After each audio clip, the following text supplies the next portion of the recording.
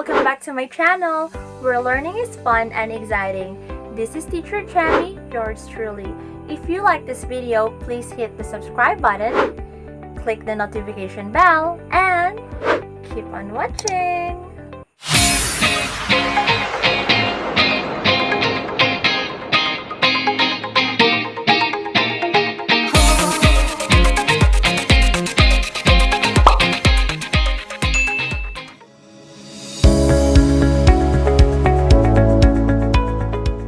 Third subcategory of non-linguistic aspects is haptics, which refers to the language of touch. Of course, touch would mean something. You could not touch everyone, right? Nor stranger. Kasi nangyari to sa akin dati. I thought she was my friend. So I just stopped her back. Paglingon niya, ay, mali. Sabi ko, sorry. Kasi alam mo talaga, it would be unlikely if someone whom you don't know will just stop you or hit you like, sino ka? Right? So, ganon. And most likely, this can also fall on what we call love language. Like, if you hug someone, that shows how you care that person. Or let's say, when you kiss someone, so it has something to do with an intimate relationship. Or you have that kind of relationship wherein you're so close to each other. Yung ganon. Kasi hindi ka naman mag-hug bigla-bigla sa taong hindi mo close, diba?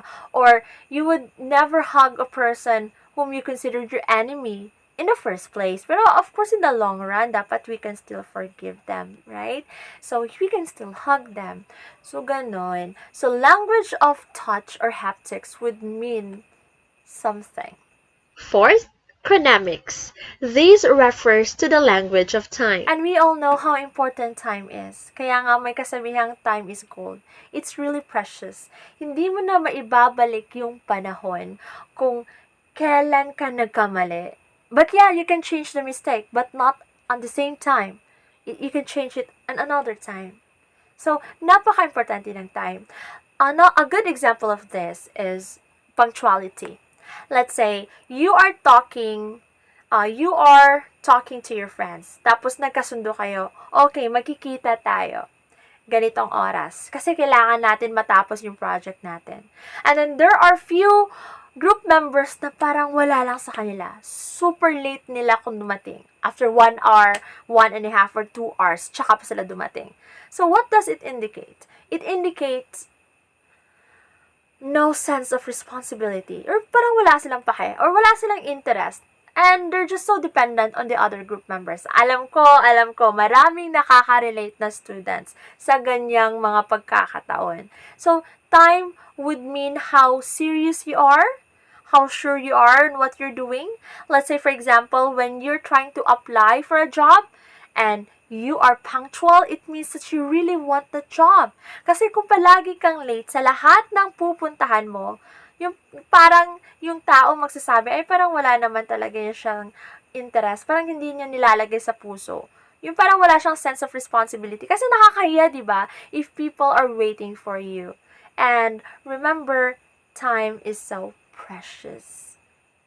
Fifth, artifactual. This refers to the language of objects. Let's say, may magbibigay sa'yo ng bouquet of roses with matching chocolates, with matching stuffed toy. Parang masasabi mo, ay, may gusto tong tao sa akin. Ay, sweet nito. Ay, romantic. Parang may gusto siyang sabihin sa akin. Maybe this person wants a romantic relationship with me. So see, walang sinabi, naka-receive ka lang ng ganon. Kaya maraming nag-assume at umasa.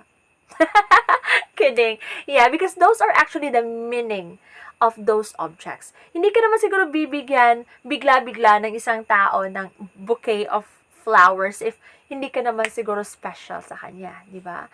Or another example, when someone gives you a ring for engagement, it's actually a symbol of commitment, ika nga. So, there are meanings on the objects that we have in our everyday lives.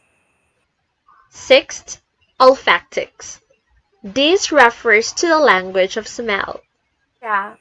Di ba, mga girls, or even to boys, Pag nakakaamoy tayo ng mabango, especially may dumaan, tapos ang bango, yung parang, ay, siguro malinis to sa sarili.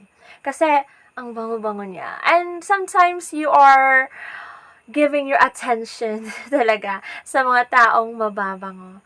Pero kung medyo hindi kaaya-aya yung amoy, you would think, ay, hindi siguro to naliligo. Siguro hindi uso paligo sa kanya. Ay, siguro wala tong proper hygiene tong taong to. Definitely people would think that way. And may term pa kami sa college dati na pag may mabahong tao na dadaan, we would say that, it's an olfactory insult. Nakaka-insulto siya sa respiratory system mo, yung ganon. And there are talaga people who are so sensitive with smell.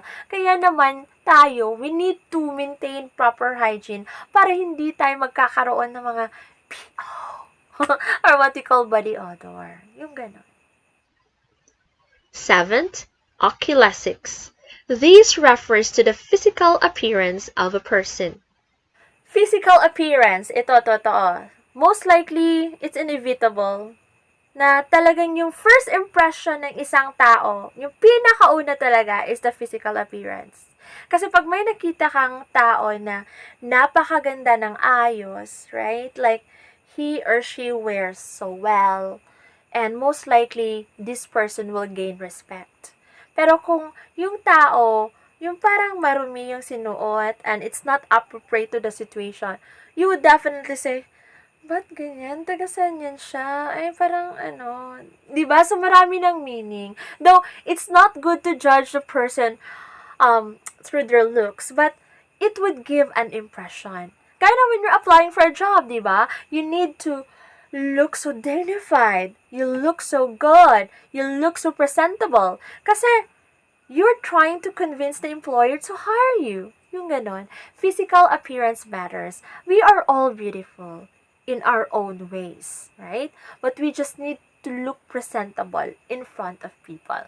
Marami tayong mga gusto, iba-iba yung gusto natin, right? And physical appearance would tell people something about you. Kung kikay ka ba, kung emo ka ba, or rockstar ka ba, etc., etc., just because of your physical appearance. The second element of the nonverbal aspect is called the paralinguistic element, which refers to the voice attributes. And with that, there are 5 components. First is vocal quality. This refers to the distinctive characteristics of a speaker's voice.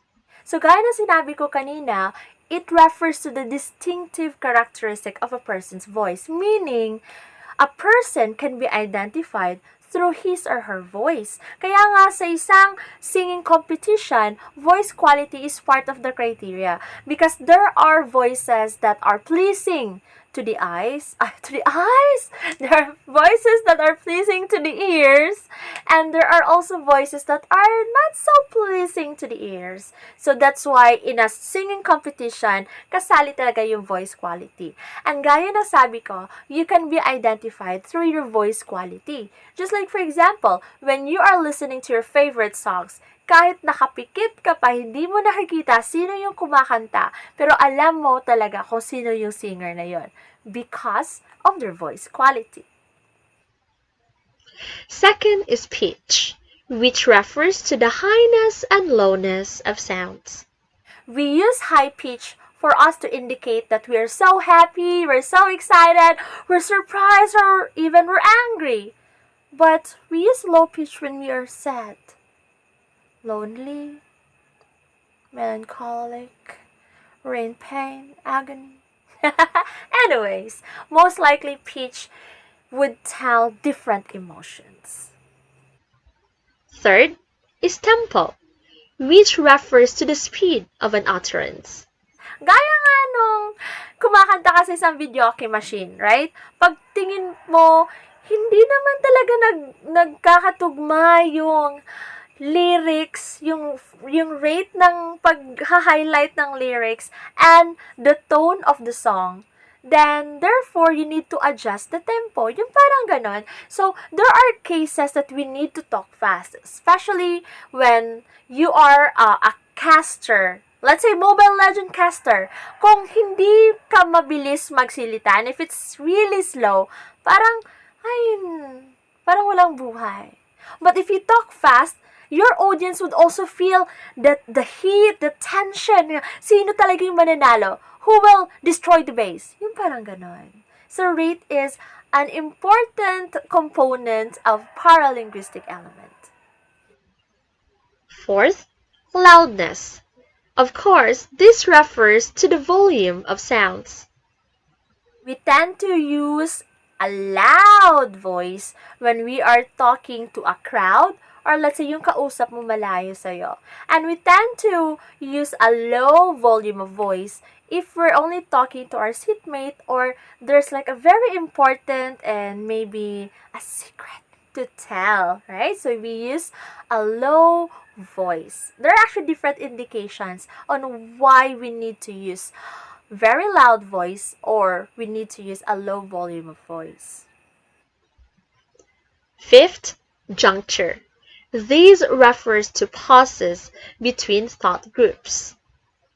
All you need to do is to remember the word pause. Of course, when we are talking, we should need to take some pauses to indicate that we ended a certain idea and we are going to start a new idea. And it would make your talk more understandable to your audience. So you need to take a pause. You need to breathe too. Because if you're not going to breathe, then it would be so hard for you to talk, because we could never produce our voice if we don't breathe. So therefore, junctures are important to emphasize a certain idea and to emphasize or give transition from one idea to another.